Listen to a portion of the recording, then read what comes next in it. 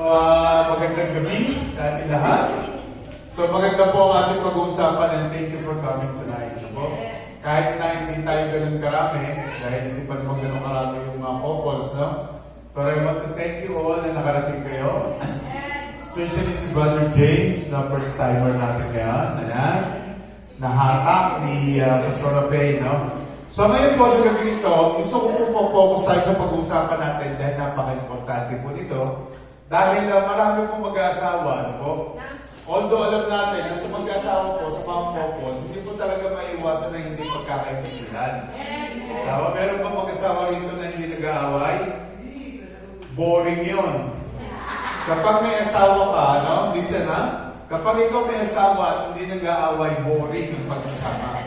Kasi part doon talaga ng pagsasama yung may away. Pero po, ngayong gabi nito, titingnan natin, paano mo i-handle yung away nyo? Kasi lahat naman nag-aaway, pero ang dating, paano mo i-handle yung away na meron tayo? So mga dapat pag-usapan natin. So first and foremost, let's read from the Word of God. At sabi ko rito, all Scripture is inspired by God and is useful for teaching. So dito, mag-uusap tayo, hindi lang sa experience namin ni Pastor Grace, but what the Bible says. So, hindi lang yung galing sa atin, but what the Bible says. So, sabi, inspired by God, useful for teaching, for showing people what is wrong in their lives, for correcting faults, and for teaching how to live right. So, lahat ng pag-uusapan natin biblically sa Bible po galing. Using the Scriptures, the person who serves God will be capable, having all that is needed to do every good work. So, ngayon, meron tayong good work na gagawin. Sabi nyo nga, good work. So, itong counseling sa mag-aasawa, good work to. Na maganda pong pag-usapan to. At sabi ko po rito, marriage is like a workshop. Tama? Sino niniwala dyan? Ang pag-aasawa po, workshop. Okay? Sabi nyo nga, workshop. Where the husband works and the wife shop. Siguro sabi ni Rhea, sana all. Diba? Diba? Yung mga lalaki, work ng work, yung mga babae, shop ng shop. Okay? Pero kung gusto kong sabihin sa inyo, totoo po na ang pag-aasawa is a workshop. Pag sinabing workshop, pag sinabi mong I do, pag sinabi mong till death do us part, pag nagpakasal tayo, workshop yon. Isipin mo naman yung mapapangasawa mo, hindi mo naman kilala kung sino yan. Tama ba? Yung iba nagkita lang sa Facebook, nagkita lang sa internet, nag-eyeball lang, nag-eyeball, mag-asawa na. So hindi natin alam kung ano yung ugali ng asawa mo, pagkatapos bigla kayo magsasama. So kailangan mo dyan yung workshop na tinatawag. Workshop, parang kung nag-gym. Paano ba tayo nag-gym? Di ba nagpapalaki tayo ng braso? Hindi lang yung one day. Tama? Pag nagpapalaki ka ng katawan, everyday yun. So, marriage po, workshop yan everyday. At sasabihin ko po sa inyo, marami pong mag-aasawa, no? Think of it. Pinaghahandaan yung araw ng kasal. Tama? Gagastos ng malaki. Mga kilalang artista, mga kilalang Hollywood actor, makikita niyo sa YouTube, pinaghandaan ng so much yung araw ng kasal. Tama? Pero mali. Kasi yung araw ng kasal, isang araw lang yun. Ang paghahandaan mo, yung forever yung dalawa. Amen. Yung after ng day na yun, dapat yun ang pinaghahandaan talaga, hindi lang yung araw ng kasal. Dahil ang pinaghahandaan talaga natin, yung after ng kasal. Amen. Ano mangyayari? Tama ba? Ngayon, nasabi ko nito, marriage is not like a chiclet. When the sweetness is gone, throw it in a bin and get another one. Tama ba? So, hindi lang parang chiclet yung pag-aasawa. Hindi parang chiclet yan. Na kapag bumili ka ng chiclet, tapos matabang na, itatapon mo na. Kuha ko ulit ng iba. Tama? Tama yung ibig sabihin? So, hindi mo ganun ang pag-aasawa. No? Kasi ang pag-aasawa po is, talaga, dapat is, kahit na sinasabing matabang na, diretso pa rin. No? Amen? So, tingnan nyo mabuti. Bakit marami naghihiwalay? Ano yung nawawala? Ano yung nawawala? Ha? Come on, talk to me. Ano yung nawawala? Sweetness. Kasi kapag kayo mag-girlfriend, boyfriend pa lang, napaka-sweet niyan. Alam mo, sasakay kayo ng taxi, ipagbubukas bubukas mo pa ng pinto, di ba? Pagkatapos, pag may bibili kayo sa shop, ikaw lahat ang magdadala. Oo. Pero pag mag-asawa na, yung lalaki nakatawid na, yung babae hindi pa nakatawid, iniwan na sa traffic light. At siya lahat ang may dala ng binili sa Sumart. Sa G-Ball, tama? So, realization tayo dito. Marami tayong matututunan. So, sabi, marriage is not like a chiclet, with the sweet that is gone, throw it in and get another one. Double pointed. Now, pag-usapan natin ito. Yan. Keeping a strong and healthy marriage legacy that lasts. Pakibasa nyo. 1, 2, 3, go. Bakit kailangan mag-last? Kasi maraming hindi nagla-last. So, totoo lang. Tingnan nyo po. Yan po yung marriage thing na nangyari sa Pilipinas. Ayan. Simula 2001 hanggang 2007, yan tayo. Tingnan nyo, yan pa lang po, kita nyo. Pataas ang pataas yan. Yan yung record sa PSA. Pero hindi na pag-uusapan natin. Tingnan po natin, ano yung pag-uusapan natin ngayon? Ang pag-uusapan natin is yung essentials for keeping your marriage ablaze. Paano ba magiging mainit yung pagsasama ng mag-asawa?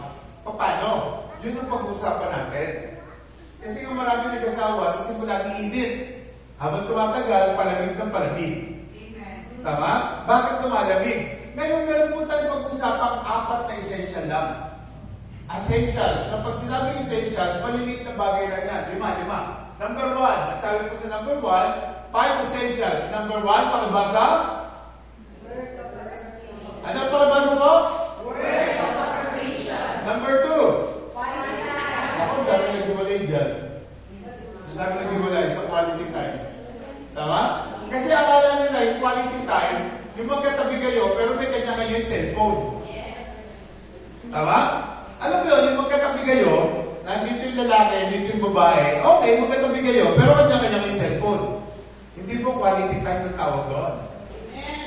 Ayan, si Rhea, nanindi ko na. Talaga, meron lang mga hugot, tama? So, yun yung mga bagay na marirealize natin. Kasi pag sinabing quality time, oo nga, nandito ko sa bahay araw-araw. Ang iniintindi mo lang, manood ng basketball. Mag-games ka lang, mag-games. Hindi po quality time ang tawag doon. Andiyan po marami na diwalay. Number 2. Number 3. Sabi po dyan, ano sabi? Receiving gifts. Alam niyo po, receiving gifts, hindi lang tuwing birthday, hindi lang tuwing anniversary. Si Pastora, ang babaw ng kaligayahan niya. Dadala mo lang ng banana ko yan, tuwan-tuwa na yan. Dadalhin mo lang sa umay-umay yan, okay na siya. Tama? Kaya po blessed na blessed ako. Tama? So, receiving gifts. Number 4. Ano sabi? Eto, importante ito. Pag sinabing acts of service, hindi mo pwedeng babae lang ang gumagawa sa bahay. Amen? Amen ba tayo mga babae? So, acts of service, parehas kayo maggagawa sa bahay. Magtutulungan kayo, give and take yan, at maraming tinakaintindi yan. Tama? Akala nila, kaya nga ako nag-asawa, para meron akong asawa mag-aasikaso sa akin. Hindi asawa, hanap mo, katulong. Tama ba? So, tapos na yung mga ganong idea. Meron naman dyan mag-asawa, para sila nagtatrabaho. Kahit na pares na may trabaho ang babae at lalaki, magtutulungan pa rin sa bahay. Alam nyo, kung meron kayong afford, o makaka-afford kayo na kumuha ng katulong, okay yun. Pero ang katulong, hindi ginagawang alila. Amen ba? Pag may katulong tayo, tutulungan pa rin natin yun. Kasi walang tatagal na katulong sa'yo kapag inalila mo yung katulong mo. Amen? Ituturing natin siyang kasambahay talaga. And number 5, ano sabi? Physical touch. Yan yung 5 pag-usapan natin. 5 essentials lang yan. 5 lang yan. At kapag hindi mo nagawa yung 5 yan, dyan nagsisimula yung hiwalayan. Okay? Dyan nagsisimula. Okay? Now, titignan natin biblically ito sabi. At sabi mo rito, tell her, say to her, I love you. Yan. Saan siya sabi? Sa kanya? Ayan. Alam niyo po ba ang I love you? Kapag sinasabi yan, hindi lang basta I love you yan. Hindi lang basta galing sa bibig. Ginagawa talaga yan. Amen. Wala pong perfectong marriage. Amen? Wala. Pero po, kapag meron tayo sinasabing ganitong pag-uusap, nakikita natin yung pakulangan ng bawat isa. Ano po? So yung I love you po, isang malaking salita yan. Sabi nyo nga sa katabi mo, I love you. Yan. Sa partner mo, sabi mo, I love you. Come on. Okay? At sabi dito, marriage needs security to grow and thrive. So tatandaan nyo mabuti ha, ang pag-aasawa raw, kailangan ng security to grow and thrive. So sino magsisecure? Kayong dalawa, hindi ang binan mo, hindi ang nanay ng tatay ng nanay ng asawa, hindi, kayong dalawa. Amen? We need to secure. Kasi po, meron mag-aasawa sa simula lang maayos, nung bandang uli na, lumala yung problema. Meaning, hindi nila sinecure na mag-grow at magta-thrive yung kanilang relationship. Tama? Kaya marami po nag-iwalay. Now, sabi rito, women love to be pursued. Ayan. Tingin kayo sa akin mga lalaki. Mga lalaki, tingin sa akin. Pag hindi nyo nasundan yan, yung salitang yan, diyan magsisimula ang kabuluhan sa buhay. Alam niyo ba yan? Bakit? Kasi po mga babae, pag tayo mga lalaki, may galit sa akin si Edgar, magmumurahan lang kami, tapos na. Galit sa akin si John, magmumurahan lang kami, tapos na. Ang asawa mo, mumurahin ka maghapon niyan, hindi pa tapos. Amen? Amen? Kasi, ang gusto nila, pinupurso sila. Pag sinabi pinupurso, binibigyan mo na so much attention kapag wala yan sa tamang pag-iisip. Amen? Yung kumbaga, ipupurso mo, yung ano ba sa Tagalog yun, yung bibigyan mo ng, ano yun? So much attention, parang gano'n. Tama? Tayo mga lalaki, Brother Edgar, Brother James, diba? Si James Des, si Jimmy, si John, si Tonton. Kapag tayo galit, okay lang sila. Pero purbahan nyo silang galit. Magulo ang bahay. Tama? Sobrang dilim ng bahay kapag sila galit. Tayo kapag galit, wala silang pakialam dyan. Wala silang pakialam. Pero pag sila ang galit, ako madilim ang bahay. Kaya kailangan mo i-purso yan. Tama ba? Now, hindi nyo sabi ko dito, tips. Mga lalaki lang magbabasa. 1, 2, 3, go.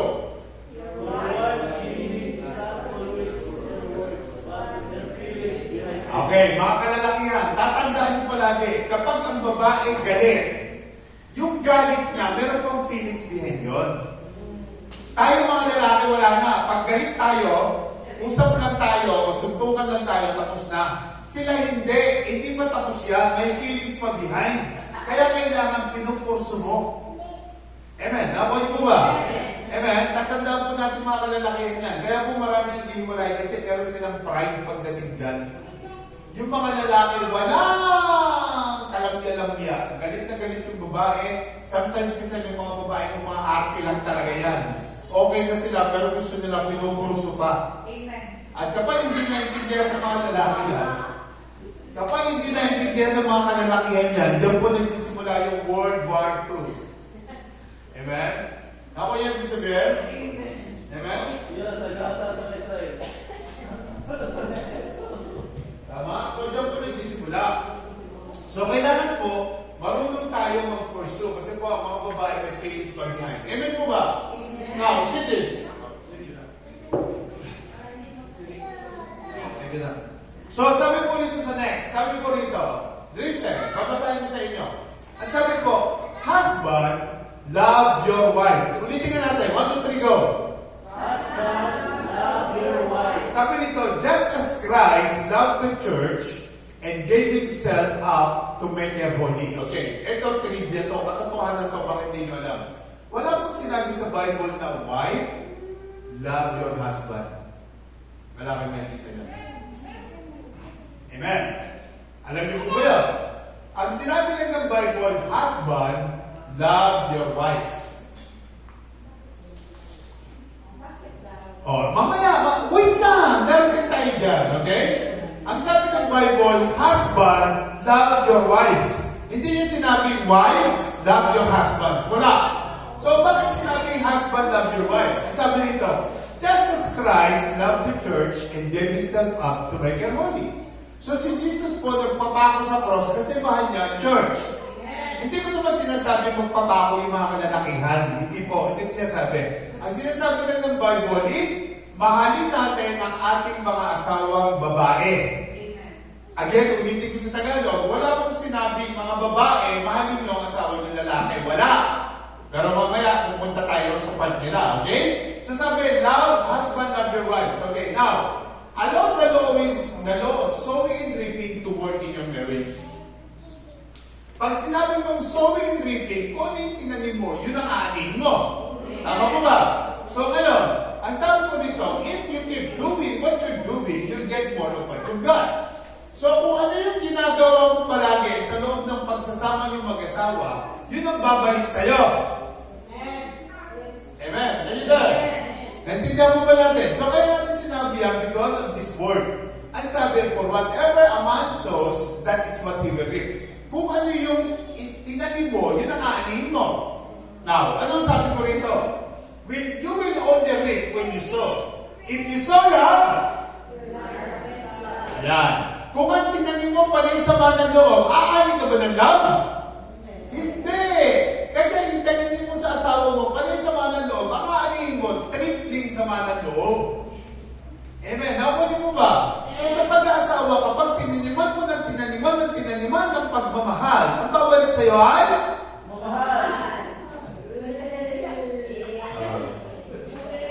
Simple lang yan, di ba? Pag yun ang tinanim mo, yun ang babalik sa'yo. Now, tingnan niyo po to. Ito po yung galawan sa bahay. Ganyan lang po. Daling po yung kay Dr. Emerson and Jerricks. Siya po yung nagsulat ng Love and Respect sa tinatawag na crazy cycle ng pagmamahalan. Tingnan nyo. Ang sabi rito, without love, she will react. But without respect, he will react. Tatanungin kita kaya, gusto mo bang mahalin ka ng mahalin ni James? Gusto mo bang mahalin ka ng mahalin ni James? Respetuhin mo siya. Nagulat yung mga kababaihan. So, ganyan lang po yun. If you will not respect your husband, you think he will love you? No! At the same thing, if you would like to be respected by your wife, you need to show love to her. Tama? So, paikot lang po yan. Give and take po. Iyan yung crazy cycle ng pag-asawa. Ako yung lalaki. Gusto ko respetuhin ako ng babae. Pakita mo minamahal mo. Kasi pag nakita niya may ka-text ka sa cellphone mo na itong babae, tingin mo, may respeto pa sa'yo? Tingin mo? Wala na, siyempre. Pagkatapos naghahanap ka ng love, paano kayo mamahalin? Hindi mo pinakitaan ng love. Nandiyan po ba tayo? So, yan yung mga bagay na marirealize mo tonight. Yung crazy cycle na yan. At tatandaan niyo po lahat na pinag-usapan natin dito for the better. At sabi rito, ulitin ko ulit, without love, the woman will react. But without respect from the woman, the husband will not love you. So, give and take po yan. Paikot lang yan, tama? Are you there? Narinig niyo po ako? Okay, now, sabi ko po rito, sa susunod, the key to motivating another person is meeting their deepest need. Tama? Niniwala ka dyan? Yan po yung key para ma-motivate yung partner mo. Meeting their deepest need. At ang sabi ko rito, husband, your love motivates her respect towards you. And therefore, ano sabi? She readily submits to you. Kaya kung magsasabit ng babae sa lalaki, because nakikita ng babae, naramdaman ng babae yung pagmamahal ng asawa niya. Halimbawa si James, hindi naman naramdaman ni Rhea yung pagmamahal niya. Sa tingin mo, pag-uwi mo, meron kang planchado damit, meron kang nakahain na pagkain, wala. Tama? Huwag kang aasa ng gano'n. Tama ba? Huwag kang aasa, because wala naman siya naramdaman ng pagmamahal sa'yo. How do you expect na pag-uwi mo is meron kayo inaasahan sa asawa mo, tama ba? Are you there? Ngayon, sabi rito, wives, ayan, your respect, your submission, motivate his love towards you.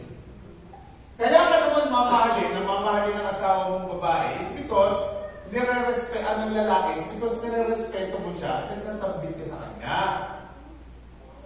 Amen? Amen po ba? Meron mga pag-aasawa na ina-under lalaki. Alam niyo ba maganda yun? Hindi, pinagtatawanan kayo ng mga kaibigan nyo without you knowing it. Akala mo na maganda. At ang under po, nangyayari yan kapag mas malaki yung sweldo ng babae, for example, ina-under niya yung asawa ng lalaki. Akala mo maganda yun? Hindi maganda yun dahil pinag-uusapan na kayo ng mga kaibigan nyo without you knowing it. Hindi po maganda yun. Hindi maganda. Ang babae, whether you like it or not, it's biblically written that you need to submit to your husband. Tama? You need to respect your husband. If there is an absence to that, doon po nagsisimula yung gulo. Doon nagsisimula yung away. And then sabi rito, kanina ano sabi? Husband, love your? Ito sa babae. Wife, submit to your husband as to the Lord. Wala po sinabing wife, love your husband. Wala pong ganon. Kasi po, kapag ang babae nagsubmit sa asawa niya, it shows that she loves him.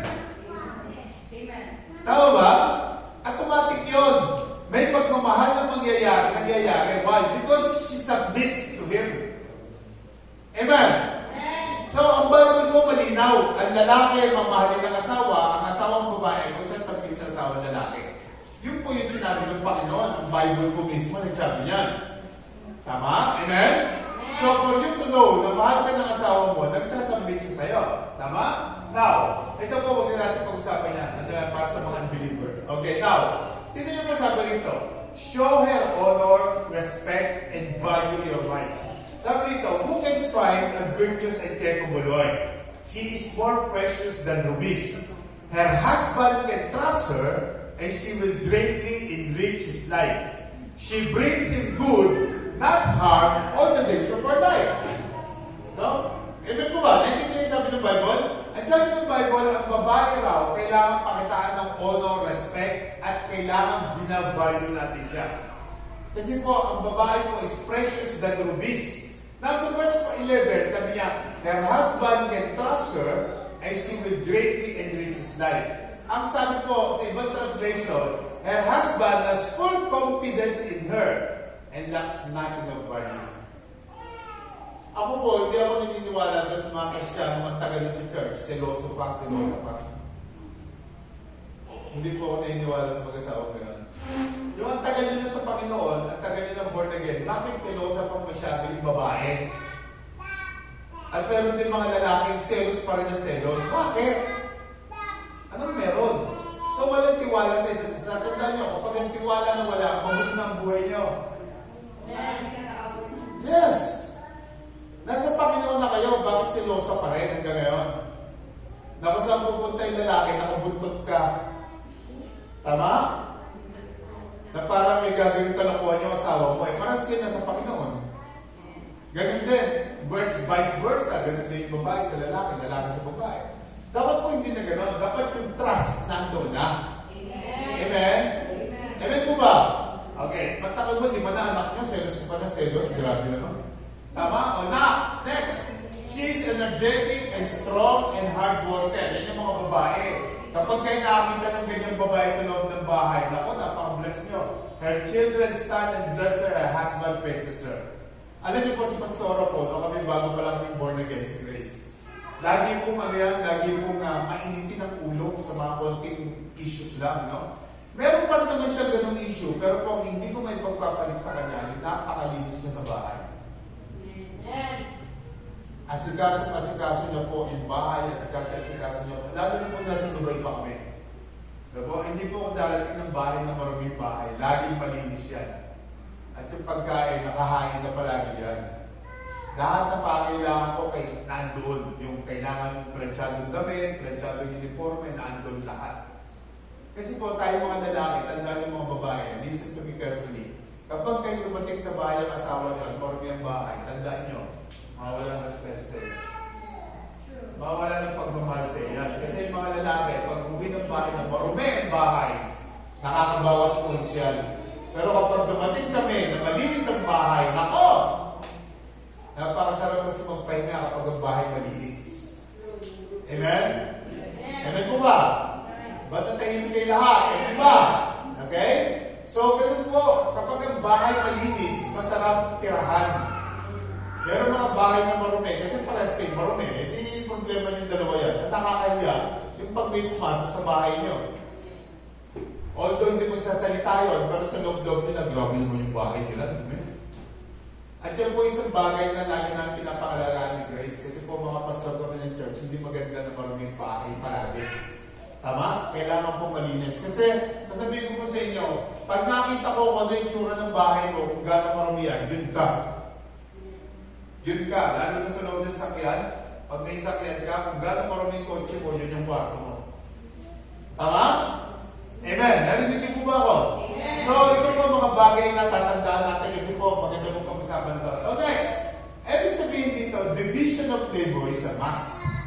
Sa loob ng bahay, galit na galit ako nung araw kasi magtawag sa baby ko sa guys, mamalansya ka! Tumigil ka! Katatapos ko na maglaba, mamalansya, mapapasma ako niyan. Ay baliktad, maglaba ka katatapos ko na mamalansya, tama? Joke lang yun, pero ibig sabihin sa inyo, yung trabaho sa loob ng bahay, division of labor, is a must. Hindi pwedeng alilain mo yung asawa mong babae kasi lalaki ka. Hindi po, hindi maaaring hindi. Dapat po nagtutulungan tayo. Tama? Kasi po pag hindi kayo nagtulungan, dyan maraming nag-aaway. Dyan maraming pong nag-aaway. Amen? Nung kami po nasa Dubai pa, marami kami pusa. 24 lang naman. 24 ang pusa namin. So kami po ni Pastora, dalawa kami naglilinis noon. Sa kanya yung bahay, akin yung mga cat litter, akin yung dumi ng mga pusa. Hindi pwede siya lahat. Kaya nung dumating ako rito, tinutulungan ko siya sa gawaing bahay. Hindi mo pwede hindi. So pag hindi po kayo nagtulungan, malaking problema po yan. Kasi kung ang makina ng kotse napapagod, how about your wife? Hindi na mapagod dyan. Lalo na kung meron kang mga anak na maliliit. Diba? Ang babae po, maraming ginagawa sa loob ng bayan. Pero walang ano yan, walang SSS, walang pag-ibig loan, walang benefits. Diba? Pero trabaho na trabaho sa loob ng bahay. Dapat po maintindihan ng mga kalalakihan yan. Amen? Amen po ba? Okay, now, sabi ko dito susunod. Wives, submit to your husband as to the Lord. So, tingnan natin ang call dito. Pag sinabi submit, be in subjection. Okay? Pag sinabi adapt yourself, adjusting yourself beside him, fitting yourself beside him, affectionate submission, cheerful subjection. So, tingnan nyo, meron mga bagong kasal. Kasi po nagme-marriage counseling ako eh. Nagme-marriage counseling po ako sa UAE. Pero magpapakasal pa lang, iba po kasi ang buhay ng mag-girlfriend-boyfriend kaysa sa mag-asawa na. Kasi ang mag-girlfriend-boyfriend, nakikita lang sa labas, pero hindi nila alam yung galing nila sa loob ng bahay. Tama? Andiyan ka magugulat kasi pag magkasama na kayo, hindi mo alam na yung asawa mo pala lalaki, pag dumating yung mga medyas, hagis dito, hagis doon, yung sapatos, ilalagay sa loob ng refrigerator, hindi mo alam. Yung tuwalya, yung pinagubaran, hagis dito, hagis doon. Eh ikaw, pinlaki ka ng nanay mo na malinis. Pinalaki ka ng nanay mo na lahat in order. Ano kayo na mangyayari? Eh di giyera patali yan. Mag-aaway kayong dalawa. Ako po, nung bago kami ni Pastora guys, ganun ang ugali ko. Pagka pumasok sa kwarto ko, ang dumi. So nagkakilala kami ni Pastora guys, kami nagpakasal. Ang sabihin ko po sa inyo, natuto ako. Kasi pag hindi ako natuto, mag-aaway kayong dalawa. So you need to adjust. Otherwise, away kayo araw-araw sa buhay ninyo. Amen? Ako niyo ibig sabihin? You need to follow what is good for the relationship. Kaya nga, workshop ang relationship. Pag-uusapan nyo lahat ng bagay, tama? Hindi basta-basta lang, submit. Ano yung sabihin na submit? You need to adapt yourself beside him. Pastor, ayaw na po sa asawa ko. Ilan taon na kayo? 6 na buwan pa lang. Bakit po? Ang lakas maghilig. You need to adapt. Pwede ba sabihin na maghiwalay na tayo? Bakit hindi ko alam ganyan ka kalakas maghilig? You need to adapt. Kasi mag-asawa na kayo. Tama? So, paano naman kung yung asawa ng babae napakaburara sa bahay? Mag-uusap kayong dalawa yan. You need to adapt yourself. Hindi pwede mag-aaway ng ganyan maghiwalay. You need to talk. Tama? Pero po kung kinakasal ng mag-asawa, para silang nurse. Yung babae po is panggabi. Yung lalaki, pang umaga yung lalaki, yung babae panggabi. So pagdating ng lalaki sa umaga, yung babae tulog maghapon. Naku po, ang bahay sobrang dumi. So kinansel ko po siya kasi yung babae pagdating, syempre pagod antok yan, di ba? Magbe-breakfast siya. Yung lalaki nagluto ko gabi. Yun ang sitwasyon ng buhay nila. So yung babae, yung lalaki, bago pumasok, nagluto ko gabi. Pagdating ng babae, kakain siya. Ang mabigat, pagdating ng lalaki, yung pinagkainan ng babae na sa labaw lahat. Ngayon, nung kinansel ko sila, sabi ko, dapat ayusin mo man lang, ligpitan mo lahat ng pinangalan mo. Dahil mag-aaway talaga kayo dyan. Kasi kung hindi nyo gagawin yun, talaga pong away-gulo yan. Yan po yung buhay mag-asawa. Hindi yung pwedeng, hindi kayo dictate. Kasi po talaga malaki responsibilidad dyan. Tama po? Are you with me? So kung ang tagal ng panahon na ganun yung asawa mo at hindi nagbabago, you need to adjust yourself also. Matuto ka mag-adjust din sa sarili mo. Otherwise, maghiwalay kayong dalawa. Tama? Amen. Hindi po ba? Kaya nga maraming naghiwalay eh. Kasi sa mag-boyfriend, girlfriend, exciting eh. Pero yung nagsama na sa bahay, ganun pala ugali ng bawat isa. And you need to adapt to that. You need to have adjusting yourself beside him or beside her. Tama? Now, sabi ko rito, reverence for our husband includes. Ito po yun, to respect, defer to, revere him, to honor him, to esteem him, to appreciate him, to prize him. Ganyan po naman yung mga babae dapat sa lalaki. Ganyan yung lalaki sa babae, ganyan naman yung babae sa lalaki. Tama? Yung parang ngayon ko lang nakakita ng ganung kayamanan at asawa mo yun. Dapat yun ang thinking. Mahirap yung tanggapin eh. Mahirap pero po dapat ganon. Kaya po marami nag-iwalay kasi hindi ganon ang tinginan. Tama? Nakita niya, nagkaroon na isang trabaho sa office, nakita niyo yung office man, yung ka-opisina niyang lalaki, ang ganda magdala ng damit. Ito na kayo, pag-uwi. Ay, seryoso mo naman yung pagdadamit mo. Mabuti pa yung office mate ko, ang ganda magdala ng damit. Patay na. Malaking gulo na yun. Tama? Malaking gulo na yun. Kasi pinaris mo siya doon sa taong hindi dapat. Kaya ko po nagawa yung gentong marriage counseling. Kasi po, ang dami kong kinansel na couple. Alam ko yung mga problema. Ang dami kong problema. Now, sabi rito, there is an opposite to reverence. Ano yun? Ayan, disrespect, dishonor, depreciate, to put down. There is a way of verbalizing disrespect and dishonoring. Ano yun? Criticizing. Kapag kayo nagsimula na mag-criticize to each other, malaking gulo na yan. Alam mo yung pag-uwi mo, yung gutom na gutom ka na. Bawa tawagan nyo, mami, o dati kami ni Pastora, gano'n. Mami, pakiluto mo nga yung ano dyan, yung binili kong kaninang baboy dyan sa rep. Kasi uwi ako mami yung gabi, nagkikilig ako dyan, pakiluto mo nga. Niluto, no? Tapos pagdating mo, gutom na gutom ka. Pauwi ka pa lang, nasa utak mo na yun, nilutong baboy, tama? Kasi nagkikilig ka eh. Pagdating mo, ito na ngayon. Mami, kasi, kumain ka na, hindi na. Kakain ka na, pag una subok, ang alat. Ang alat, no? Kaya paano mo sisitahin yung asawa mo? Yan, dyan nag-aaway. Now, alam mo yung alat na alat kasi niluto niya, hindi naman ganun dapat. Sasabihin mo sa kanya, mami, sandali nga rito! Ganyan. Bakit ganito yung niluto mo? 10 taon na tayo mag-asawa, yung pagluluto lang nito, hindi mo pa alam. Gaganinin pa yung lamesa, ibabasa mo lang yung plato. Pagkatapos maggaganin ka pa. Hindi napakalaking gulo na. Eh kung ginawa mo na lang, nilagyan mo ng konting asukal, eh di sumarap sana. Amen? Mga anak, lagi yung tatandaan, always remember this. Ang pag-aaway ng mag-asawa, nagsisimula kayong dalawa lang. Ito yung example pa.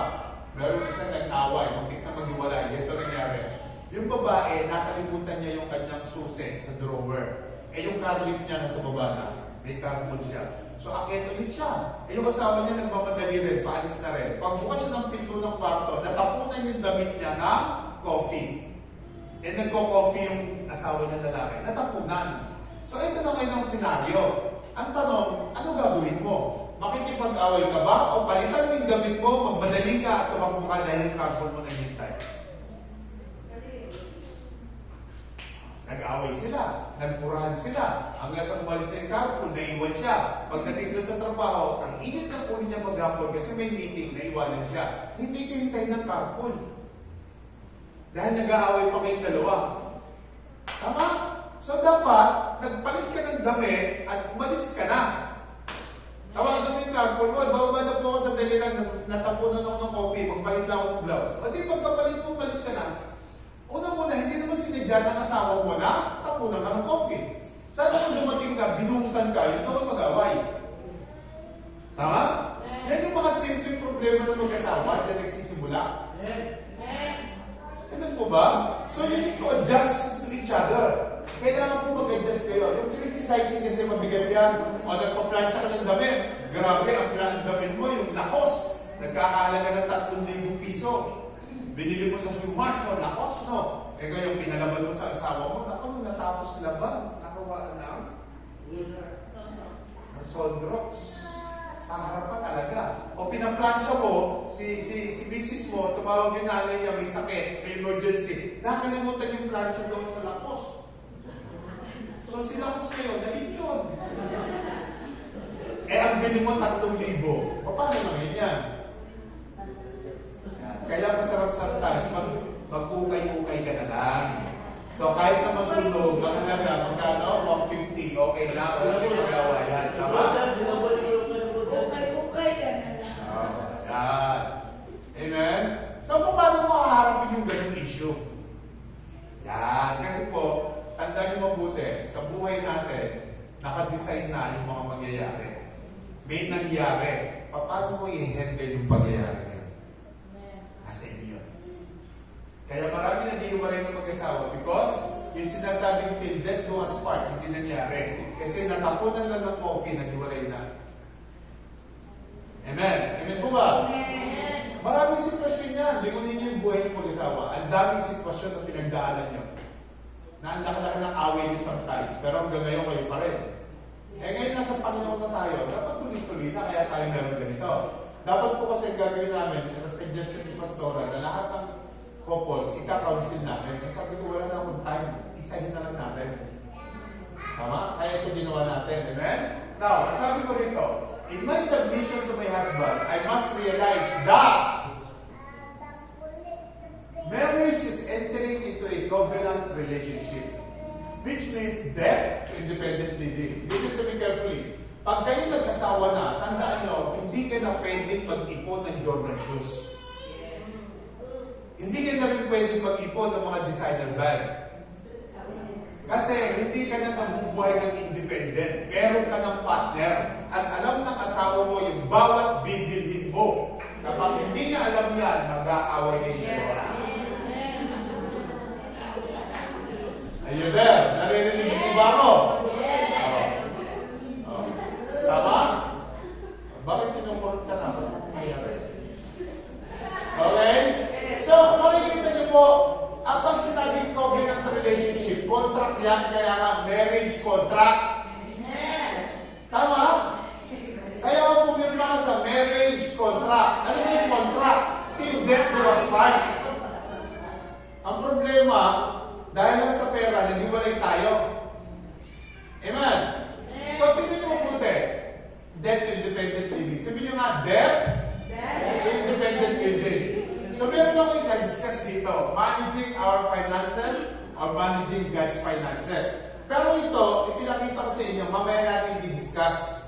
Kasi po, ano ito part 1, part 2, part 3, hanggang part 10 to no? So, nasa part 1 pa lang tayo. So, darating tayo sa part na yan, pero mamaya natin pag-unasan niya. Kasi po, ito po, managing your finances, kung di ka talaga marunong, magwawalat, mag-aaway, at magkakagulo kayo dyan. Pagdating po sa pera, hindi kami nag-aaway ng Pastora Grace. Hindi kami nag-aaway. Hindi po magandang pag-awayan ng pera at tandaan niyan. Ang pera hindi pinag-aawayan ng mag-asawa. Dahil ang pera dumadating at umaalis. Hindi na nanatili yan. Kinikita, nawawala, nauubos. Sa katapusan, may kita ka na naman. So hindi pinag-uusapan yung pera. Kaya nga dapat marunong kayo humawak ng pera. Kasi kung di kayo marunong humawak, diyan po nagsisimulang magkagulo. Now, hindi na po natin pag-usapan to. Dito na tayo. The Lord God said, it is not good for a man to be alone. I will make a helper helping suitable for him. At sabi po ng Bible, ang Diyos daw nag-create na asawa para magkaroon ng katulong yung lalaki. Suitable for him. Pero hindi gawing alila. Amen? Kasama lang, katulong, pero hindi gawin kanila. Pag sinabing katulong, kasi dalawa kayong gagawa. Tutulungan mo siya, tutulungan ka niya. Hindi sinabi niya na, the Lord God said, it's not good for man to be alone. I will make, ano yung tawag doon? Ano yung mga Israelite ng araw? Yung sila na sa loob ng Egypt? I will make a slave suitable for him. Hindi po slave eh. Tama? Katulong mo lang sa buhay. Amen? Yun yung purpose. Dapat po, balanse tayo sa lahat ng bagay. Sabi nyo nga, balanse. Balanse. Ang mga babae po, kapag marunong sa bahay, marunong humawak ng pera, malinis sa bahay, naku, balas na balas ang buhay. Check daw. Amen? Tingnan nyo, sabi ko dito, a good wife can bring balance to your life. Tingnan mo yung lalaki, flat yung gulong niya, nilagay yung babae ro, kaya balance. Ito ba? Balance na balance, tama? So yung picture, joke, pero yung sinasabi diyan, totoo yan. Amen? Amen. Ako po, hindi ako marunong humawak ng pera, natutulang ako kay Grace kung paano siya humawak ng pera. Amen? Marami pong mga nag-asawa sa church na nakasama namin sa bahay, natutong humawak ng pera dahil napayuhan ni Grace. Amen? Kaya kung may problema kayo sa paghawak ng pera, lumapit kayo sa Kanya. That's it. Marunong humawak ng pera yan, marunong siya mag-handle.